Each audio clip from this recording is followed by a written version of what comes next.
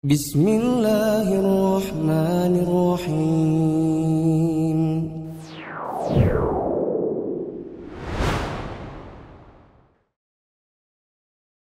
Bismillah, Assalamualaikum warahmatullahi wabarakatuh. Waalaikumsalam warahmatullahi wabarakatuh. Alhamdulillahirabbil alamin, wassalatu wassalamu ala Rasulillah wa ala alihi wa ashabihi ajmain. Pemirsa Mufid TV official yang semoga dirahmati oleh Allah, terkhusus Mahasantri dan Mahasantriwati program Mufid Islamic Academy. Hari ini insya Allah kita akan lanjutkan pembahasan kitab Intisari Hilyat Thalabil Ilmi bersama Ustadz Mufli Safitra. Untuk mempersingkat waktu, kepada beliau kami persilakan. Alhamdulillahirrabbilalamin, wassalatu wassalamu ala asyrafil anbiya wal mursalin wa ala alihi wa ashabihi ajma'in. Teman-teman yang dirahmati Allah, mari kita lanjutkan pembahasan Intisari Hilyat Thalabil Ilmi. Sekarang masuk dalam poin ke-32, yaitu perisai penuntut ilmu, dan ini merupakan poin ke-34 di kitab yang asli, yaitu Hilyat Thalabil Ilmi. Silakan. Poin ke-32, perisai penuntut ilmu. Perisai orang berilmu adalah berkata, "Aku tidak tahu." Dan yang menghancurkan pelindungnya adalah keengganan mengucapkannya dan lebih memilih ucapan, katanya ada yang bilang, jika setengah dari ilmu adalah berkata aku tidak tahu, maka setengah dari kebodohan adalah ucapan katanya dan kurasa. Ini termasuk hal yang sangat penting dibahas oleh Syekh di sini. Termasuk perisai penuntut ilmu adalah berkata, saya tidak tahu. Manakala memang tidak tahu. Dan yang menghancurkan pelindungnya adalah enggan untuk mengucapkan tidak tahu, lantas lebih memilih ucapan katanya atau ada yang bilang, ya, demi menutupi ketidaktahuan. Jika setengah dari ilmu adalah berkata aku tidak tahu, maka setengah dari kebodohan adalah mengucapkan katanya dan kurasa. Teman-teman yang dirahmati Allah, apabila seseorang tidak tahu tentang suatu perkara, manakala dia ditanya, maka yang terbaik adalah mengatakan saya tidak tahu. Adalah sebuah kebodohan manakala seseorang sudah tahu tidak tahu, lantas mengucapkan sesuatu seolah-olah dia tahu. Dengan berkata, ya menurut saya, ya perasaan saya, ya katanya, konon katanya. Ya. Mari kita baca catatan kaki nomor 64. Allah Subhanahu wa taala berfirman, A'udzubillahi minasyaitonirrajim. Qul innama harrama rabbiyal fawahisha ma dhahara minha wa ma batan wal ithma wal baghya bighairil haqq wa an tusyriku billahi ma lam yunazzil bihi sultana wa an taqulu 'ala Allahi ma la ta'lamun. Katakanlah wahai Muhammad, Tuhanku mengharamkan perbuatan keji yang nampak maupun yang tersembunyi, perbuatan dosa, melanggar hak manusia tanpa alasan yang benar, menyekutukan Allah dengan sesuatu apapun yang Allah tidak menurunkan alasan untuk itu, dan stressingnya di bagian akhir ini. Allah mengharamkan berkata-kata tentang agama Allah yang tidak kita ketahui ilmunya. Maka ini termasuk di antara bekal seorang penuntut ilmu. Kalau memang ada hal yang dia tidak tahu, maka katakan saja saya tidak tahu. Atau paling tidak mengatakan, nah ini saya belum tahu tapi PR dulu. Nanti saya carikan insya Allah jawabannya. Waktu Ana dulu mau mengumpulkan tesis Ana di kampus, ya, kata pustakawannya, taruh aja di meja situ. Kata. Nah, pas mau tak taruh, di sebelah sini ada itu kayaknya tesis atau disertasi tebal gitu. Judulnya apa? Anda tidak ingat pasti, tapi pas Anda buka, daftar perkataan ulama yang mengatakan tidak tahu. Jadi kalimat-kalimat mereka apa saja dan siapa saja di antara mereka yang pernah ditanya tidak tahu. Lalu mereka bilang tidak tahu. Jadi ada yang mengatakan la a'lam, wallahu a'lam, la adri, ma adri, lam a'rif, dan lain-lain. Ya, tak buka-buka ininya apa? Daftar isinya. Masya Allah. Hanya perkataan nggak tahu, tidak tahu, itu bisa jadi sebuah tulisan ilmiah. Tebal. Ya. Ini menunjukkan bahwa para ulama di zaman dahulu perhatian dalam masalah yang seperti ini. Ada perkataan Abu Bakar As-Siddiq ketika ditanya tentang sebagian masalah lalu dia mengatakan saya tidak tahu. Nah, lalu ada yang bertanya, engkau sahabat Nabi. Bagaimana engkau menjawab sesuatu tapi kau tidak tahu? Padahal sahabat Nabi.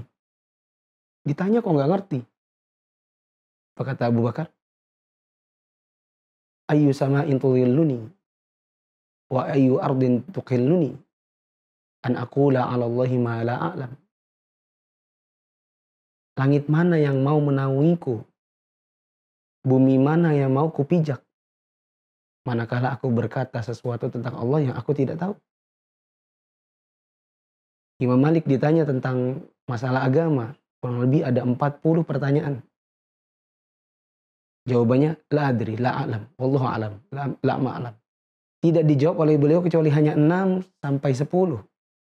Dari 40 pertanyaan, yang sisanya adalah jawabannya tidak tahu. Lalu orang berkata, bagaimana mungkin Imam Darul Hijrah, ulama besar, ulamanya Madinah, ditanya pertanyaan tapi jawabannya nggak tahu. Ya. Tapi begitulah para ulama, mereka tidak malu untuk mengatakan saya tidak tahu, manakala mereka memang tidak tahu. Dan bagi mereka itu adalah lebih selamat, lebih aman bagi diri mereka sendiri, khususnya di akhirat, daripada berkata sesuatu yang mereka tidak tahu. Kita lanjut, nomor 33. Poin ke-33, menjaga modal. Setiap waktu dalam jatah umurmu. Jagalah waktu, yaitu waktu untuk menghasilkan sesuatu. Ikatlah diri dengan amalan kebaikan, bukan dengan pengangguran dan keangkuhan. Jadilah orang yang senang bekerja, bukan yang senang berleha-leha dan hiburan. Menjaga waktu dengan serius dan sungguh-sungguh, terus belajar, bersamai guru, serta sibuk membaca, membacakan, menggilai, mentadaburi, menghafalkan, dan mencari ilmu. Terlebih lagi di masa gemilang, yaitu di masa remaja, masa muda, selagi masih sehat. Manfaatkan waktu yang berharga ini untuk menggapai tingkat keilmuan yang tinggi. Masa muda dan sehat adalah waktu yang tepat untuk memusatkan hati dan pikiran. Karena pekerjaan masih sedikit dan lepas dari tuntutan hidup dan kekuasaan. Selain itu, tanggungan nafkah dan keluarga juga masih ringan. Hati-hati dari kebiasaan melewatkan kesempatan dan menunda-nunda. Jangan biasakan dirimu menunda sesuatu dengan perkataan, nanti saja setelah anu, atau bahkan nanti saja kalau sudah pensiun, serta alasan lain. Bersegeralah sebelum engkau menjadi orang yang diibaratkan dalam ucapan Abu At-Tahan Al-Qaini. Usia telah membuatku bungkuk, aku pun bagai pemburu yang tunduk pada buruannya. Karena langkah yang pendek yang melihatku mengira, aku terikat meskipun aku tidak terikat. Jika engkau selalu bergegas dalam beramal, itu pertanda engkau memang memiliki motivasi yang tinggi dalam meraih ilmu. Jaga setiap waktu yang ada pada jatah umur kita, karena ini merupakan modal yang sangat penting, yang sangat pokok bagi seorang penuntut ilmu. Kata Syekh di sini, jagalah waktu, yaitu waktu yang menghasilkan sesuatu. Ikatlah dirimu dengan amalan kebaikan, bukan dengan kegiatan-kegiatan yang cuma sekadar leha-leha dan hiburan. Jadilah orang yang senang bekerja, dengan cara menjaga waktu bersungguh-sungguh dalam mencari ilmu, membaca, membacakan, mentadaburi, memikirkan, menulis, dan lain-lain yang sifatnya adalah mencari ilmu. Kata Syekh di sini, ada stressing. Begitu juga masa masih muda ya, dan masih sehat. Kalau kita sudah sakit-sakitan kan belajar itu pasti tidak akan begitu fokus. Manfaatkan waktu yang berharga ini untuk mencapai ilmu yang tinggi. Dan masa muda, masa sehat itu mudah untuk memusatkan hati dan pikiran. Pekerjaan juga masih sedikit, lepas dari tuntutan hidup dan kekuasaan. Dan tanggungan nafkah, tanggungan keluarga juga masih ringan. Ya, di masa kita masih usia 12 tahun, 13 tahun, sampai usia 17. Itu masa-masa gemilang.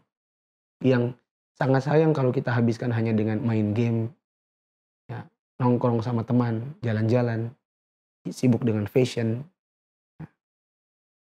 Coba baca catatan kaki nomor 66. Terdapat asar dari Umar bin Khattab, tafaqqahu qabla an tasudu. Boleh juga tafaqqahu qabla an tusawwadu. Artinya, belajarlah ilmu, fakihkan dirimu sebelum engkau dijadikan seorang pemimpin atau menjadi seorang pemimpin, atau dalam pengertian yang lain sebelum engkau menikah.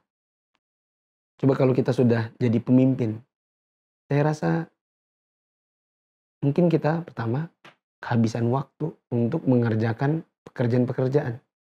Tak sempat lagi untuk menuntut ilmu. Coba presiden, wali kota, gubernur. Sepertinya nggak mungkin dia mengeluangkan waktu setiap hari ada menuntut ilmu, duduk di majelis, pergi ke masjid, ikut menghafal Quran dan lain-lain. Habis waktunya dari pagi sampai malam, bahkan kadang-kadang ketemu pagi lagi untuk mengurusi negara. Ya. Alasan yang lain adalah biasanya kalau sudah jadi pemimpin malu. Coba, pemimpin belum bisa bahasa Inggris. Mau duduk di kursusan bahasa Inggris, ya, selain malu, ya, begitu juga ya tadi nggak sempat waktunya. Habis waktunya hanya untuk urusan-urusan yang jauh lebih penting daripada belajar ilmu bahasa Inggris lagi. Kata Syekh di sini, hati-hati dari kebiasaan suka menunda-nunda. Jangan pernah biasakan dirimu untuk berkata, nanti aja. Tunggu setelah anu. Tunggu masih satu episode lagi. Tunggu nanti aja, masih ada beberapa hari lagi. Bahkan kemarin ujian, banyak yang akhirnya nggak ikut ujian gara-gara, saya yakin pasti kebiasaannya apa? Nanti, menunda. Baca pengumumannya. Oh, masih hari Sabtu ternyata. Ini masih hari Selasa. Rabu, Kamis, Jumat, Sabtu. Oh, masih ada 4 hari. Nanti aja. Rabu, nanti masih 3 hari. Sampai hari Jumat masih ada besok. Besok insya Allah jam sekian. Sekarang besok jam sekian ada kegiatan yang penting. Yang tidak bisa ditinggalkannya. Ya, akhirnya terburu-buru. Sudah last minute baru mau mengerjakan. Linknya dibuka nggak bisa karena linknya mau dimasuki oleh sekian banyak orang bersamaan. Dan ini mengingatkan kita waktu kuliah-kuliah dulu kan. Ada orang-orang yang tipikalnya ya suka SKS. Sistem kebut semalam. Sudah mau habis waktu baru ngebut-ngebutan, baru kalang kabut. Ya. Dan kemarin kita dapat laporan dari para mu'alimin mu'alimat. Ya, ada yang bertanya, gimana nih saya belum ujian? Kemarin terlambat. Terlambat kenapa? Coba kita tanya. Di share Selasa, Rabu, Kamis, Jumat, Sabtu. Ada 5 hari. Antum ngapain saja 5 hari ini? Oh saya ngurusin anak, saya ini. Oke. Jam berapa ngurusin anak? Jam 4 subuh ada ngurusin anak? Ngurusin suami, bikin sarapan jam 4 subuh? Ya. Kenapa tidak mengerjakan di subuh hari? Kalau memang tidak bisa di pagi hari, di siang hari, di malam hari. Oh anak rewel dan lain-lain. Saya yakin dalam 24 jam anak nggak mungkin rewel 24 jam lah. Ya, 24 jam 5 hari. Akhirnya yang tersisa hanyalah karena memang kebiasaan sebagian penuntut ilmu itu adalah nunda. Ya. Orang-orang yang berhasil dalam menuntut ilmu termasuk yang pasti dia pernah merasakan bagaimana nyamannya diberi tenggat waktu misalnya 5 hari, dia di hari pertama sudah selesai, 4 hari sisanya sudah nyaman, santai. Itu tidak. Sangat berbeda rasanya dengan teman-teman yang 4 hari disia-siakannya baru kemudian ngebut seharian. Di bagian akhir.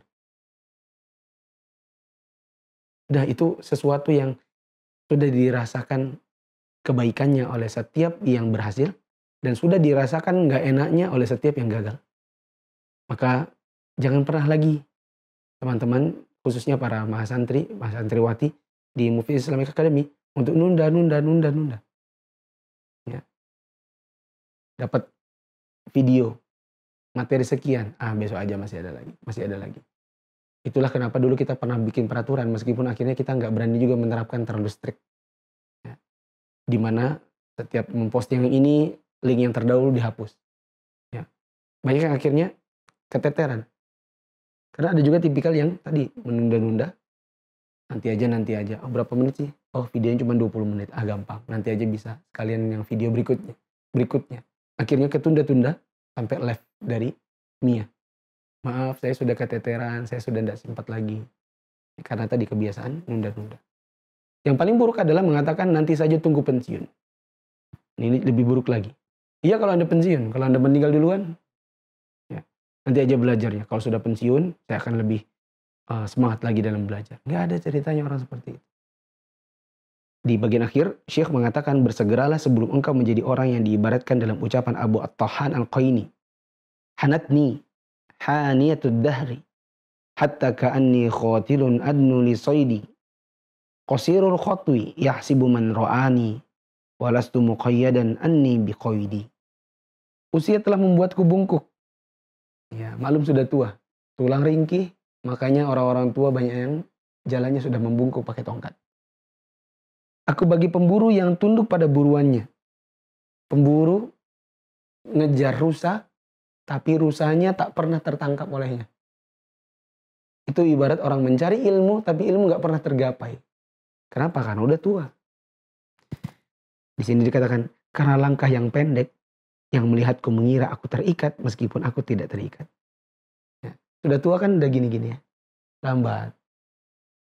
Berpikirnya juga sudah lambat. Hingga orang yang melihat dia, lihatnya orang lambat. Karena ini kayaknya ada yang ngikat. Ya. Hatinya, akalnya, kakinya. Padahal sebenarnya tidak. Cuma karena memang sudah habis dimakan usia. Ya. Maka akal menurun, pikiran menurun, kesehatan menurun, tulang menurun, konsentrasi menurun, ingatan menurun. Ini pelajaran bagi kita semua teman-teman. Agar di masa-masa muda memanfaatkan waktu dengan sebaik-baiknya untuk belajar. Kita jeda dulu. Demikian teman-teman, kita kembali setelah yang satu ini.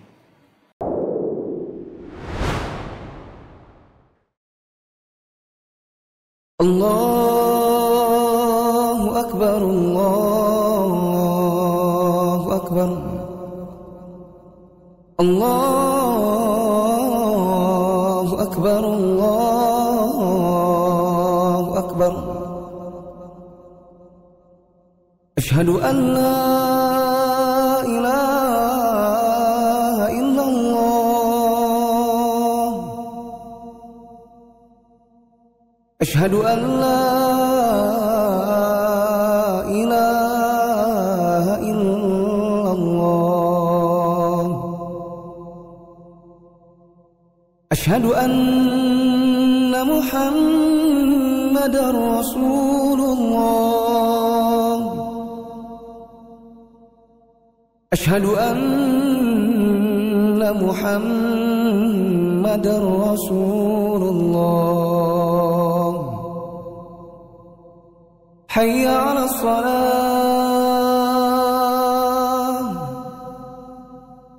Hayya 'alas salah.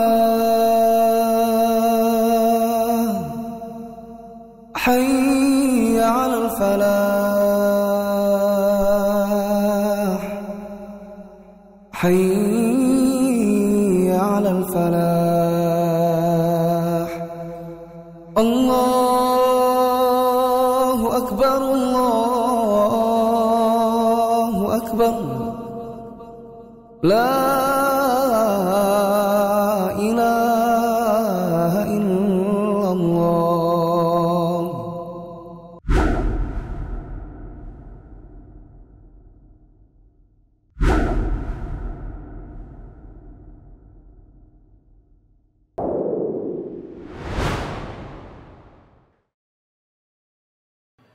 Teman-teman, kita kembali di Mufid Islamic Academy. Ustadz, mau bertanya. Tadi kan disebutkan tentang usia yang tua Ustaz ya, menghalangi kita untuk belajar. Nah, bagaimana dengan orang-orang tua kita Ustaz yang belajar, misalnya ayah kita atau ibu kita yang sekarang juga mungkin sedang ikut Mufid Islam Academic, ya, Islamic Academy. Itu bagaimana Ustaz tipsnya untuk mereka belajar Ustaz? Masa tua mereka Ustaz. Pertama, khususnya para mahasantri dan santriwati yang sudah merasa dirinya saya sudah tua nih, udah mama-mama, bahkan udah nenek-nenek. Saya kesusahan untuk mengikutinya. Pertama, saya yakinkan tidak ada kata terlambat dalam belajar. Ya. Memang mungkin konsentrasi mulai menurun.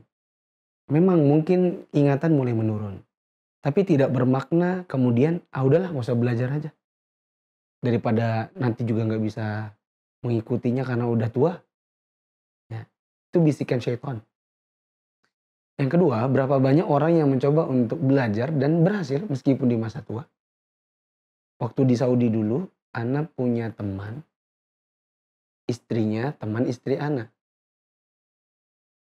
Meskipun anaknya sudah 5, hafal juz Al-Quran 30 juz. Ya. Atau sampai istri Ana juga bilang, Masya Allah ya, kalah kita yang muda-muda. Ya. Sampai kayaknya istri itu sampai mau nanya, atau mungkin sudah nanya, apa tipsnya? Cara dia bagi waktu dengan 5 anak, dengan rumah, dengan suami, sama menghafal Quran. Ya. Masak, nyapu, nyetrika, nyuci. Karena anaknya kecil-kecil. Gitu. Banyak orang yang mempraktekannya dan bisa. Tinggal bagaimana kita membagi waktu. Ada yang mengatakan orang-orang besar itu tidurnya dikit. Mereka tidur hanya 4 jam, 5 jam. Kalau orang di zaman sekarang termakan dengan konsep-konsep tidur itu minimal 8 jam. Itu belum termasuk tidur siang. Nah, akhirnya habis waktu buat tidur. Habis subuh, tidur. Habis siang, makan siang, tidur. Malam, tidur sampai kebablasan sholat subuhnya. Orang seperti ini bagaimana mau berhasil? Ya. Apalagi kalau sudah tua, itu justru lebih bagus. Ya. Dari sisi manajemen tidur. Karena biasanya kalau sudah tua itu tidurnya lebih sedikit. Ya. Sedangkan anak-anak itu kan tidurnya banyak ya. Nah. Jadi kalau yang bertanya ini, saya ini sudah tua, kayak apa saya ini belajarnya? Kita bilang, loh, ibu, bapak kan justru tidurnya semakin sedikit. Itu modal dalam mencari ilmu. Kenapa? Karena tidur yang sedikit membuat Anda dapat waktu lebih banyak. Beda dengan yang muda. Yang muda ini ada kerjanya. Ya. Dimana dia kerja mulai dari misalnya jam 8 sampai jam 16. Di jam-jam itu dia kerjaan-kerjaan kantor. Anda belajar, dia bekerja. Justru di masa-masa tua ini punya satu modal yang tidak dimiliki oleh anak-anak muda. Gitu. Jadi jangan berkecil hati. Meskipun sudah lanjut usia, saya yakin dengan kesungguhan, dengan waktu tidur yang sudah semakin singkat, kita justru memiliki modal yang jauh lebih banyak ketimbang orang-orang yang sibuk bekerja dengan tidur yang lebih lama. Satu lagi, waktu anak di Jogja dulu, anak ikut kelas bahasa Arab, ada satu bapak-bapak itu usianya 65 tahun. Saya tanya, bapak dari mana? Kalau nggak Wonosari atau Wonogiri atau apa, pokoknya Wono sesuatu, Wono titik-titik. Dari Jogja berapa jam Pak? 2 jam. Berarti PP 4 jam. Iya. Lah Jogja azan subuhnya jam 4 lebih sekian. Berarti Bapak meninggalkan rumah jam 2. Dan nanti bayangkan kelas bahasa Arab kita itu 1 hari 2 kali. Habis sholat subuh, habis sholat asar. Dan sholat subuh itu jam 4 sekian. Habis sholat asar juga ngumpulnya jam 4 sekian. Jadi beliau selalu meninggalkan rumah setiap jam 2 subuh, jam 2 siang, turun dari daerahnya itu, Wono titik-titik itu, ke kota Jogja. Untuk belajar setiap hari. Bayangkan PP 2 jam, 2 jam. Nanti sore lagi 2 jam, 2 jam. Besok subuh 2 jam, 2 jam. Dan konsisten sampai akhir. Ya. Demikian orang-orang yang memang semangat dalam menuntut ilmu, tidak ada kata saya sudah tua. Wallahu a'lam bishawab, kita tutup dulu. Teman-teman, demikian episode kali ini. Insya Allah kita akan lanjutkan di episode berikutnya. Bagi teman-teman mahasantri dan mahasantriwati yang memiliki pertanyaan, bisa diajukan di grup masing-masing. Insya Allah akan dijawab oleh mu'alim dan mu'alimatnya. Kita tutup dengan membaca doa kafaratul majlis. Subhanakallahumma wa bihamdika, asyhadu alla ilaha illa anta, astaghfiruka wa atubu ilaik. Assalamualaikum warahmatullahi wabarakatuh. Waalaikumsalam warahmatullahi wabarakatuh.